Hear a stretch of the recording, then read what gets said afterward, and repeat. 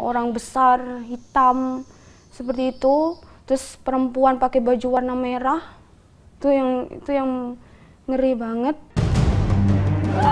Inilah salah satu bentuk kezoliman bangsa jin. Mereka mengganggu manusia dengan berbagai cara. Ada yang menakut-nakuti dalam mimpinya. Ada pula yang merasukinya hingga sering melihat penampakan makhluk gaib. Bahkan ada yang merampas kesadaran manusia. Ini jin siapa lagi? Seorang yang kesurupan sering tidak menyadari apa yang dikatakan dan dilakukannya. Seolah-olah hilang ingatannya. Namun, ada pula yang masih merasakan perilaku dan mendengar semua ucapan, tapi semua di luar kendalinya. Lalu, apa yang menyebabkan manusia kesurupan? Dan benarkah semua kejadian ini karena ulah makhluk halus?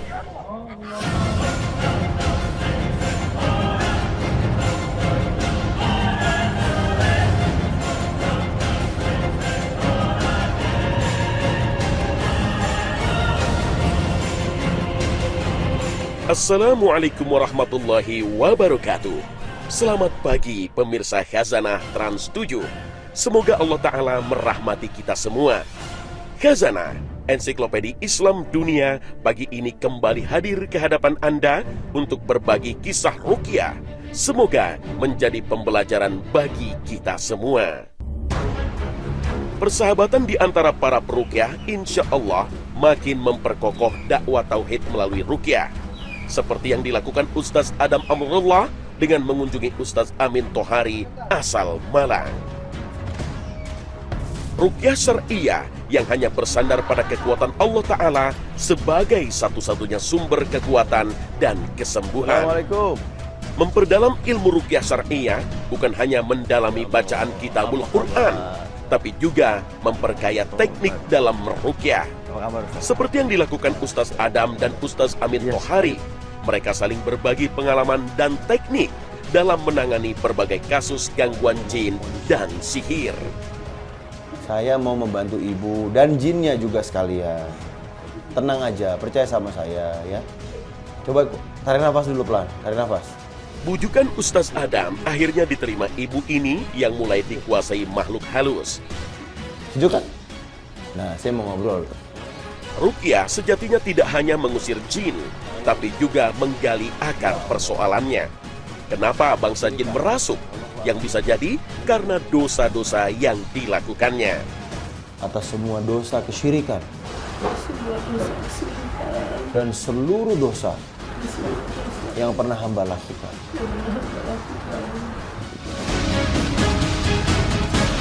Terkadang gangguan jin kepada manusia dikarenakan syahwat, hawa nafsu, dan rasa cintanya yang mendalam kepada orang yang dirasukinya. Seperti yang dialami ibu ini. Saya cinta ibu aja. Iya, tapi ibunya sudah punya apa? Suami. Dan jin itu untuk jin, manusia untuk Saya sayang. iya. Sayang, doakan Ibu Devi. Ya. Saya cinta. Iya. Innaka ala kulli syai'in qadir. Innaka ala kulli syai'in qadir. Jadikan jin yang ada di Ibu Devi mencintai jin-jin solehah yang ada di depannya. Seorang peruqyah yang syar'i tidak bisa melihat wujud jin. Upaya yang dilakukan Ustaz Adam semata-mata ikhtiar untuk menyadarkan kezoliman bangsa jin. Karena tugas seorang peruqyah sejatinya adalah berdakwah, tidak hanya kepada manusia, juga kepada bangsa jin. Dan peruqyah bukan bertugas untuk menyiksa bangsa jin. Seorang peruqyah harus berusaha memotivasi pasien untuk melawan gangguan jin dengan zikir dan istighfar. Jangan biarkan setan mengambil alih kesadarannya. Karena itu, keluarga yang mendampingi dalam proses terapi ruqyah sebaiknya membantu untuk menenangkannya. Mulut Ibu Devi seperti tertahan berat, tak mampu melepaskan bangsa jin yang berada dalam tubuhnya. Baca syahadat. Ini jin siapa lagi? Kamu jin kucing? Oh, kok bisa masuk ibu? Suka. Jin yang tadi kamu? Ada berapa jin yang di dalam tubuh ibu ini? Jangan dusta ya. Coba saya baca ayatnya ya. Ya Allah, kalau ini jin yang tadi, Engkau Maha tahu ya Allah. Innal munafiqina fid darkil asfali minan. Inilah permainan licik setan. Ia mengaku jin yang berbeda, namun kebohongannya akhirnya terbongkar. Innal munafiqina fid darkil asfali minan nar. Panas. Saya doa kepada Allah. Ya Allah, perlihatkan gambaran surga ya Allah untuk jin ini ya Allah. Wa may yuti'illaha wa rasulahu yudkhilhu jannat. Barang siapa yang taat kepada Allah dan Rasulnya, Allah masukkan dia ke dalam surga. Ya, ya masyarul jin. Nggak usah pura-pura, bangun aja bangun. Jin, bangun. Dan ketika gambaran neraka diperlihatkan padanya, jin yang merasuki ibu ini baru beraksi. Yudkhilhu naro. Panas. Saya mau bantu kamu nih, jin. Nah, sekarang ulang baca syahadatnya dengan sungguh-sungguh dari hati kamu. Ikuti saya. Asyhadu alla ilaha illallah wa asyhadu. Ruqyah selain mengobati gangguan sihir, juga sejatinya untuk mengajak bangsa jin bertobat karena telah berbuat zolim kepada manusia. Entah karena motivasinya cinta, dendam, atau suruhan manusia yang dengki melalui kejahatan para dukun. Keluar dari mulutnya baik-baik, ucapkan salam dulu. Assalamu alaikum warahmatullahi wabarakatuh.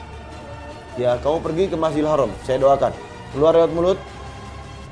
Untuk mengecek keberadaan bangsa jin dalam tubuh manusia, tak ada cara lain kecuali dengan meruqyah, membacakan ayat-ayat suci Al-Quran. Misalnya, ayat tentang ancaman Allah bagi orang-orang munafik. Namun, jin yang terusir dari tubuh manusia bisa kembali lagi. Mereka mengintai saat manusia lengah dari zikir kepada Allah Subhanahu wa Ta'ala. Allah Ta'ala berfirman, وَمَنْ يَعْشُ عَنْ ذِكْرِ الرَّحْمَنِ نُقَيِّضْ لَهُ شَيْطَانًا فَهُوَ لَهُ قَرِينٌ. lalu, apa saja benteng pertahanan yang harus dimiliki seorang muslim agar terhindar dari gangguan jin?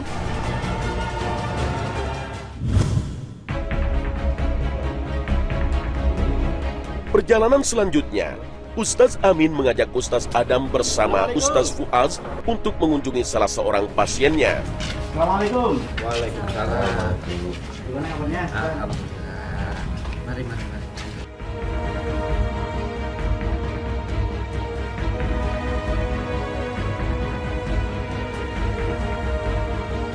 Teknik ruqyah begitu sederhana, bisa dilakukan oleh siapapun, terutama orang yang mengalami gangguan jin. Bismillahirrahmanirrahim. Teknik selanjutnya dengan menggunakan air. Dengan hanya bertawakal pada Allah, air yang telah dibacakan ayat suci Al-Quran diyakini membawa berkah dan kesembuhan bagi yang meminumnya. Bismillah. Air ruqyah rupanya telah mengguncang bangsa jin yang berada dalam tubuh gadis ini. Nggak, biar bos. Bismillahirrahmanirrahim. Alif Lam Mim. Reaksi ruqyah merupakan respon terhadap proses terapi, bukan sebagai indikator keberhasilan ruqyah, tapi sebagai alat pembantu diagnosa. Tidak hanya kesurupan, reaksi ruqyah juga bisa berupa mual, muntah, pusing, muncul bercak-bercak di kulit, atau diare. Reaksi lainnya berupa perubahan mental, misalnya emosi yang meledak-ledak, sedih yang berlebihan, atau marah yang tak terkendali. bahkan muncul perasaan benci terhadap peruqyah. Shiratal mustaqim, shiratal ladzina an'amta alaihim. Bacaan ayat suci Al-Quran selain alat diagnosa, juga senjata untuk melumpuhkan kekuatan bangsa jin. Bangsa jin seringkali membuat tipu daya, seolah-olah telah keluar dan korban kembali sadar dari kesurupannya. Namun mereka tak bisa menipu ketika kembali dibacakan ayat suci Al-Quran. Allahu Akbar, Allahu Akbar. Asyhadu an la ilaha illallah. Apalagi ketika dikumandangkan azan. Karena azan sebagaimana yang dijelaskan dalam sabda Nabi, setan akan lari menjauh dari kumandang azan. Keluar baik-baik sekarang. Bilqis, contoh korban kezoliman bangsa jin. Ia merasa dirinya aneh sejak 4 tahun silam. Saya nggak tahu kenapa, tiba-tiba saya itu sering tindian gitu, tiap malam tindian. Habis itu saya kayak merasakan, saya itu nggak sendiri. Kalau jalan atau kalau diam saya itu kayak nggak sendiri. Terus kadang saya ngerasain kayak ada hawa berbeda gitu dekat saya. Terus bau-bau. Kadang tiba-tiba teman saya nggak ada bau wangi, saya bau wangi kayak kembang, kayak dupa, kadang bau-bau busuk gitu. Sejak itu pula ia sering mengalami kesurupan, terutama jika terdengar bunyi-bunyian magis yang mengundang makhluk gaib. Awal mulanya itu ada pertunjukan kuda lumping seperti itu di depan rumah persis. Itu acara bersih desa waktu itu. Nggak taunya, padahal saya tidak menonton waktu itu. Cuman waktu yang kalap-kalapnya itu, yang waktu kesurupannya itu, saya cuma lihat dari jendela aja. Tapi nggak tahu kenapa terus tiba-tiba saya lemas, pengen nangis kayak gitu, terus langsung teriak, nggak sadar udah. Kamu mau keluar baik-baik, aman buat kamu. Ya, kamu ngapain di situ ini? Pindah! Gak usah nangis, berisik kalau nangis, berisik. Pindah di rumahku. Ya. Pindah di rumahku. Ya, kamu saya pindahin ya ke tempat yang lebih baik ya. Hah? Istanaku. Di mana istananya? Di mana? Tunjuk. Hah? Rumahku. Iya, di mana? Seorang peruqyah harus memberikan solusi dengan menawarkan kepada bangsa jin untuk berpindah ke tempat lain, seraya mengajaknya untuk bertobat dari kezoliman yang dilakukannya. Meskipun Bilqis berkali-kali kesurupan, tak berarti hilang kesadarannya. Sadar dalam hati, saya cuma seperti saya itu mendengar suara saya sendiri, tapi itu bukan saya yang mengatakan seperti itu. Saya sadar dalam hati, tapi yang menggerakkan itu bukan saya. Waktu Ustaz Adam tadi mendakwai jin itu tentang surga dan neraka, yang saya heran itu saya melihat surga itu indah sekali, putih, hijau-hijau seperti itu. Seperti saya tidak pernah memandang pemandangan seindah itu. Setelah Ustaz Adam menerangkan tentang neraka, saya melihat seperti lava, lautan api mendidih seperti merah-merah kuning seperti itu. Yang pastinya panas seperti itu. Yang saya lihat seperti itu. Jangan berharap terapi ruqyah cukup sekali bisa mengusir bangsa jin yang mengganggunya. Ruqyah harus dilakukan sepanjang hayat. Karena setan dari kalangan bangsa jin akan terus mengintai dan mengganggu kita, terutama membisiki kita untuk berbuat dosa. Terapi ruqyah tanpa diimbangi dengan perubahan diri tak akan meraih kesembuhan yang hakiki. Karena Allah Ta'ala tengah menguji hamba-hambanya dengan membiarkan gangguan jin atau sihir menimpanya, agar kita introspeksi diri. Mungkin hati kita penuh dengan emosi negatif, iri, dengki, dendam, ria, atau sombong. Atau Allah telah menegur kita karena sering lalai berzikir kepadanya. Jika pintu-pintu setan itu terbuka lebar, maka pintu pertahanan seorang hamba akan mudah ditembus setan, kemudian menguasai pikiran dan emosi kita. Begitu banyak hadits yang meriwayatkan bagaimana Rasulullah SAW meruqyah orang yang kesurupan. Seperti hadits yang diriwayatkan Imam At-Tabrani, Rasulullah mengusir jin dengan meludahi mulut anak yang kesurupan seraya berkata, "Keluarlah wahai musuh Allah, aku adalah utusan Allah." Dalam riwayat Ahmad dan Ad-Darimi, Rasulullah mengusap dadanya dan mendoakan anak yang menderita penyakit gila, hingga anak itu memuntahkan dari mulutnya seperti anak anjing hitam yang berjalan. Rasulullah juga mengajarkan dengan menepuk punggung orang yang diruqyah.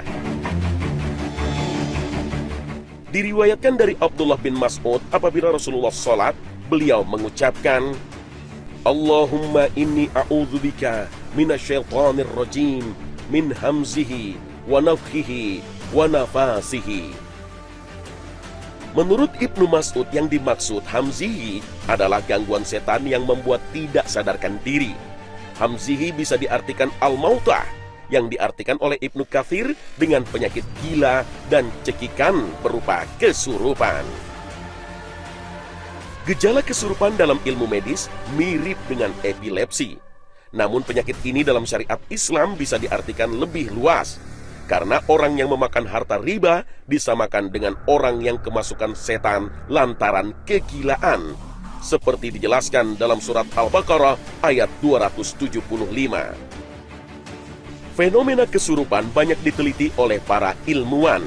Misalnya yang dikemukakan Dr. Paul, 3 titik utama yang ditempati makhluk halus adalah jaringan otak, daerah urat yang seperti jala, dan pusat reproduksi. Sementara gejalanya, menurut Dr. Ahmad As-Sahabi, disertai kejang pada anggota tubuh yang bersumber dari otak yang berakibat hilangnya sistem perasa dan sensitivitas total. Tapi ada juga yang mengalami gangguannya hanya pada pusat-pusat indera perasa, tidak mengalami kehilangan sensitivitas secara total. Karena itu, orang yang diruqyah kemudian kesurupan, ada yang tidak sadar sama sekali. Ada juga yang masih sadar, tapi tidak mampu mengendalikan dirinya. Berapa lama saudaranya? Saudara kurang lebih 7-8 tahun. 8 tahunan. Tidak semua kasus gangguan jin dan sihir bisa ditangani dengan cara yang sama. Dengan mukjizatnya, Rasulullah cukup menepuk atau mengusir jin dengan sekali bentakan. Namun, mungkin berbeda dengan kita yang derajat keimanannya jauh berbeda dengan Rasulullah. Kesurupan total dialami pemuda asal Nganjuk, Jawa Timur ini. Bertahun-tahun ia tidak mau bicara dan sering bersikap aneh. Dahulu, ia mampu mendengar omongan tetangga dari jauh yang menggunjingnya. Heri ini bisa duduk di kursi, itu bisa duduk diem tanpa ada pandangan kosong, terus kemudian bisa tidak tidur, itu sampai 3 hari. Tidak makan juga, tidak minum juga. Terus kemudian kaki ini tidak menyentuh tanah. Alhamdulillahi Rabbil Alamin, Ar-Rahmanir Rahim, Maliki Yaumiddin. Pemuda yang bernama Heri ini tak bisa diajak berdialog. Tak ada cara lain kecuali membacakan ayat-ayat suci Al-Quran. Kemudian, beberapa titik bagian dari tubuhnya ditekan untuk mengetahui reaksinya.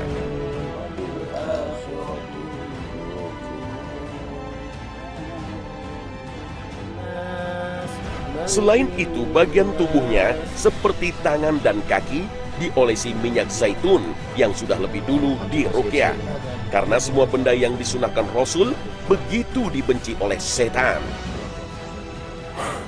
Namun Heri tetap terdiam, tak bereaksi apapun. Mulutnya seperti dikunci.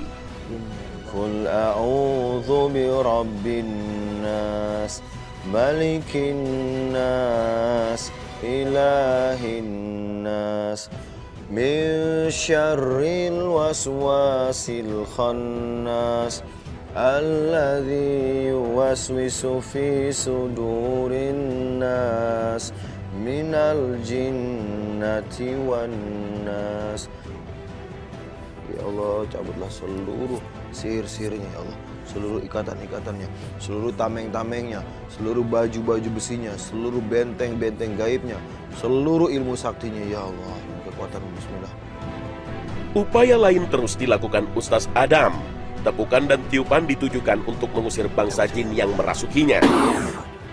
Ya Rabbal Alamin, la sahla illa ma ja'altahu sahla, wa anta taj'alul hazna iza syi'ta sahla. Bismillah, stresnya lepas. Bismillah, stresnya lepas.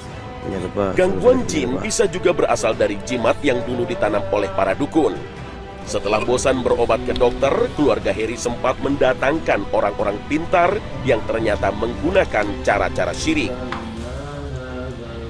Di rumah itu tampak, di dalam rumah itu ada makhluk halus atau putih-putih gitu, semacam itu. Terus kemudian dari situ dia minta gembolan lah, isinya minta dikasih jimat atau apalah dari orang-orang pinter, dari banyak orang yang ngobatin. Ya, terus terang dari pihak orang tua sendiri ini banyak pergi ke orang-orang pintar. Kesedihan keluarga Heri tak bisa terlukiskan. Bertahun-tahun ia bagaikan mayat hidup, tak bisa diajak berdialog, tak ada tawa dan canda. Apalagi untuk menjalankan sholat seperti dahulu kala. Bismillah, kesembuhan ya Allah. Bismillah, stresnya lepas. Jalan, gerak.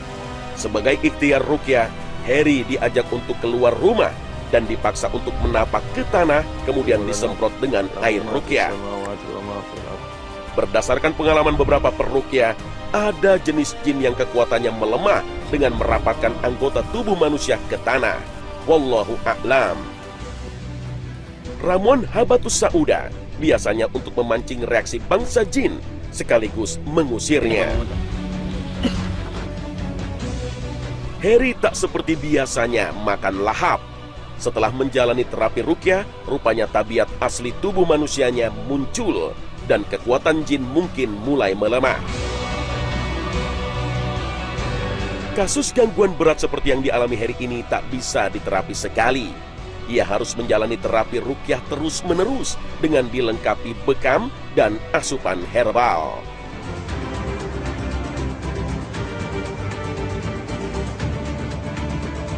Lau anzalna hadzal Qur'ana 'ala jabal la ra'aitahu khashi'an mutasaddian min khasyatillah. Andaikan kami turunkan Al-Qur'an ini kepada gunung, niscaya kalian akan melihatnya tunduk berpecah belah karena rasa takutnya kepada Allah. Dengan izin Allah, kalau gunung yang besar aja bisa hancur, apalagi gangguan penyakit Anda. Seluruh gangguan sihir, gangguan jin di tubuh Anda akan hancur dengan izin Allah. Semoga Allah menyembuhkan Anda semua. Syafakumullah.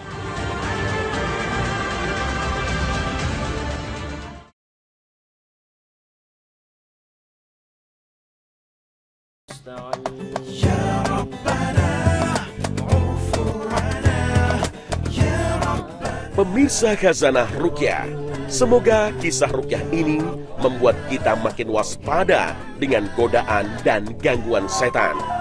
Bentengilah diri kita dengan tauhid, hati yang bersih, dan amal ibadah yang istiqamah. Wabillahi taufiq wal hidayah. Wassalamualaikum warahmatullahi wabarakatuh.